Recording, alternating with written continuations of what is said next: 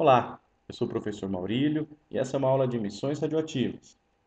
Os objetivos dessa aula são entender a natureza das radiações, caracterizar as emissões alfa, beta e gama e equacionar as emissões radioativas, transformá-las em equações químicas. Vamos lá então.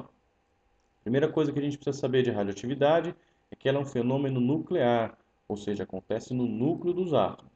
As reações químicas, de uma forma geral, acontecem por interações nas eletrosferas dos átomos, seja por compartilhamento de elétrons ou por transferência de elétrons, por exemplo. Já as reações nucleares são processos em que o núcleo do átomo sofre alteração. No estudo da radioatividade, a gente vai considerar somente o núcleo dos átomos.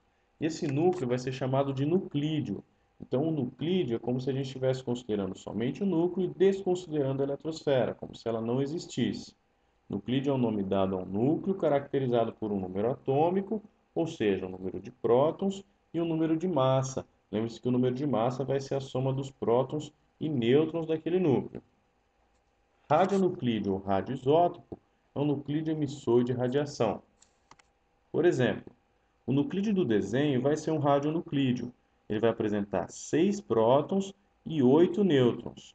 Com 6 prótons, o número atômico 6 nos remete ao elemento químico carbono. Com 8 nêutrons, 8 mais 6, o número de massa desse carbono vai ser 14. Então, quando a gente se referir a esse isótopo do carbono que é radioativo, a gente vai falar em carbono 14. O número 14 vai se referir ao número de massa do carbono, porque o nome carbono já refere-se ao número atômico dele. Agora, por que um nuclídeo emite radiação e outro não? A maioria dos nuclídeos da natureza são estáveis e permanecem estáveis. Agora, alguns nuclídeos apresentam um excesso de energia, são instáveis, portanto, esses serão radioativos. Eles vão aliviar esse excesso de energia na forma de radiação alfa, beta ou radiação gama. Quando um átomo emite radiação, dizemos que ele sofreu decaimento radioativo. A palavra decaimento vem de decadente, o que sugere que esse processo vai ser decrescente, ou seja, ele vai emitir radiação e vai perder atividade radioativa aos poucos. À medida em que ele vai aliviando esse excesso de energia, ele vai se estabilizando, portanto, ele vai sofrendo decaimentos até se estabilizar. O primeiro estudo feito com as emissões alfa, beta e gama foi feito como mostra esse desenho. Uma amostra radioativa dentro de um bloco de chumbo, para que fosse feito um feixe, para que essa radiação fosse direcionada através de um feixe de partículas, e esse feixe passou por placas eletricamente carregadas, para observar aí a natureza elétrica das radiações. E olha o que foi observado. Na tela fluorescente, a gente viu que a radiação beta sofreu um desvio acentuado para o lado positivo, ou seja, beta vai ter uma carga negativa, porque cargas de sinais opostos se atraem. Já a radiação alfa sofreu um pequeno desvio para o lado negativo da placa, indicando que a radiação alfa vai ter uma característica positiva, uma carga positiva. A radiação gama não sofreu desvio nem pela placa positiva nem pela placa negativa, indicando que ela não apresenta carga elétrica. Percebam que o tamanho do desvio também dá outra característica para as emissões. Beta vai ser uma emissão de menor massa, porque sofre um desvio mais acentuado, um desvio maior. Alfa, por ser uma emissão mais pesada, com mais massa, vai sofrer um desvio menor. Alfa, então, vai ser uma partícula de carga positiva e ela vai ser constituída por 2 prótons e 2 nêutrons. A representação de alfa vai ser 4 e 2. 2 no número atômico, porque apresenta 2 prótons, e 4 no número de massa, porque a soma de 2 prótons e 2 nêutrons vai dar 4. O número atômico 2 corresponde ao elemento químico hélio. Então, dizer que um radioisótopo emitiu uma partícula alfa é o mesmo que dizer que ele emitiu um núcleo de hélio com 2 prótons e 2 nêutrons. Como que isso vai acontecer? Normalmente vai acontecer com núcleos grandes, por exemplo, aí o plutônio, que vai ter 240 de massa e 94 de número atômico. Esse plutônio vai ser um emissor de alfa, ele vai emitir uma partícula alfa. Então, 2 prótons e 2 nêutrons desse núcleo vão sair, vão ser emitidos. Se saíram 2 prótons, ele não vai ser mais o plutônio, ele não vai ter mais o mesmo número atômico, ele vai passar a ser o urânio, com 92 prótons e com 4 de massa a menos, 236 vai ser a massa desse urânio. Perceba então que numa equação a gente vai ter 240 no número de massa inicialmente do plutônio e 236 do urânio, para que a soma 236 mais 4 dê 240. O número de massa é conservado antes e depois da reação nuclear. O número atômico 94, que era do plutônio, passou a ser 92, porque o plutônio emitiu uma partícula alfa. A partícula alfa saiu dele, está representada aí do lado dos produtos da equação. Mas a soma de 92 com 2 vai dar os mesmos 94 de número atômico que a gente tinha inicialmente. Então, quando um radionuclídeo emite uma partícula alfa, o seu número de massa diminui em 4 unidades, e o seu número atômico diminui em 2 unidades. Agora, como que isso vai aparecer num exercício? Vai aparecer na forma de um texto. Por exemplo, equaciona a emissão de uma partícula alfa pelo urânio 238. É uma habilidade que eu costumo chamar de passar do português para o quimiquês. A gente vai ter um texto e vai precisar transformá-lo numa equação química. Vamos lá. Urânio 238. Urânio só pode ser o de número atômico 92. O nome dele já vai me dar a informação do número atômico. E 238 vai ser então o número de massa. O urânio 238 vai emitir uma partícula alfa. Então a partícula alfa vai ser representada depois da seta. Antes a gente tinha então o urânio 238, número atômico 92. Depois da emissão da partícula alfa, o que restou desse urânio foi um número de massa 234 e 90 no número atômico. Não vai ser mais urânio, portanto, vai ser o elemento químico de número atômico 90, que é o tório. A emissão de beta vai ser caracterizada por elétrons emitidos pelo núcleo de um átomo instável. Espera aí. Você não tinha falado que elétrons ficam na eletrosfera e que no núcleo não tem elétrons? Como é que um elétron vai sair de um núcleo estável? Vamos ver.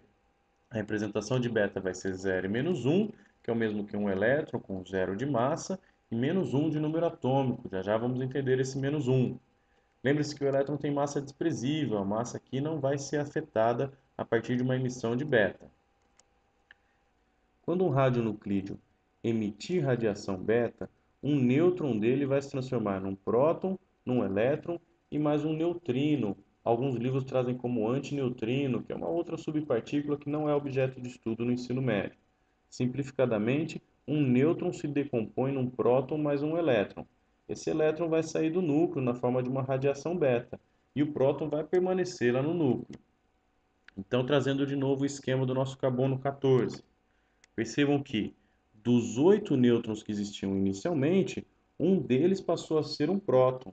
Quando um nêutron passa a ser um próton, ocorre a emissão de uma radiação beta.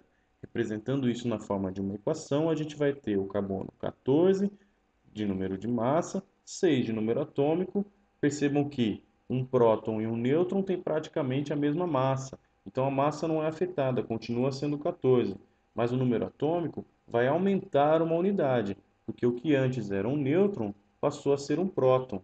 Antes eu tinha 6 prótons e 8 nêutrons, no final eu vou ter 7 prótons e 7 nêutrons, mais a emissão da partícula beta. Quando um radionuclídeo emite uma partícula beta, seu número de massa permanece constante, não se altera. O seu número atômico aumenta em uma unidade.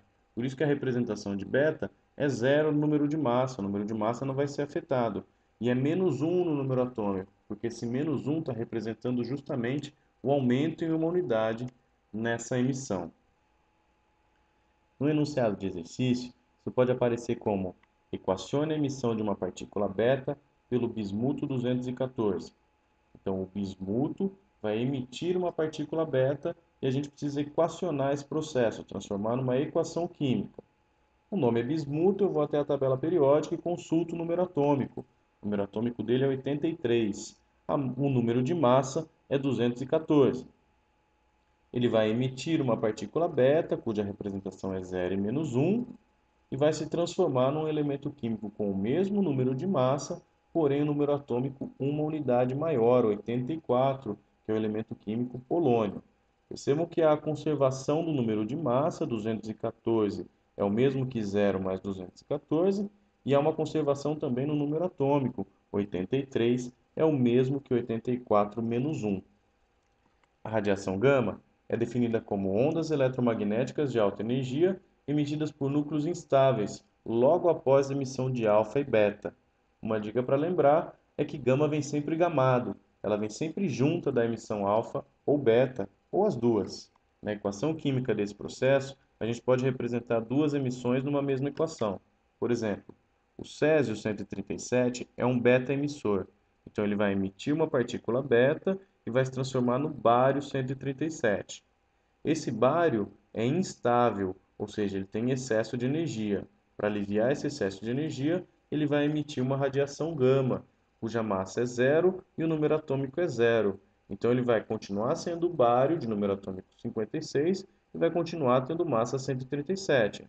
A diferença do bário antes da emissão de gama e depois da emissão de gama é somente a estabilidade. Então eu preciso diferenciar o primeiro como sendo instável e o segundo como sendo estável. Num texto que peça para equacionar a emissão de raios gama pelo tecnécio 99, eu vou buscar o número atômico do tecnécio, que é 43 na tabela periódica, e ele vai emitir a radiação gama. Não vai ser afetado o número de massa nem o número atômico. Eu preciso diferenciar o tecnécio antes e depois pela estabilidade. Eu posso, ao invés de escrever instável e estável, também utilizar um asterisco para pontuar que antes ele era instável, tinha excesso de energia, e depois ele passou a ser estável. Uma outra característica das radiações alfa, beta e gama é o poder de penetração, ou seja, o quanto elas conseguem atravessar determinados materiais. A radiação alfa, por ter dois prótons e dois nêutrons, ser maior, ter mais massa, ela vai ter um menor poder de penetração. Uma folha de papel, papel alumínio, a roupa ou a própria pele já barra a radiação alfa. Já a radiação beta vai conseguir atravessar esse tipo de material e vai ser barrado aí por um laminado de metal, ou madeira densa, ou uma roupa mais grossa. A radiação gama, por ser só uma onda eletromagnética, vai ter um poder de penetração maior, vai ser, portanto, mais perigosa, vai atravessar a maior parte dos materiais e vai ser barrada somente aí por uma parede de chumbo ou com concreto bastante espesso. Perceba então que o poder de penetração de gama é maior que o de beta, que é maior que o poder de penetração de alfa. Organizando as características das radiações alfa, beta e gama numa tabela, a gente vai ter a representação, que são os símbolos de cada uma delas, a composição, a carga relativa, a massa, a velocidade e o poder de penetração dessas três emissões. Nesse vídeo foi falado da natureza das radiações, de onde elas vêm, por que alguns isótopos são radioativos e outros não, quais são as características da radiação alfa, beta e gama em relação à carga, à massa, ao poder de penetração e às representações, e como equacionar emissões radioativas, como transformar um texto do português para o famoso quimiquês. Eu sou o professor Maurílio, espero que você também tenha gostado. Até uma próxima. Tchau!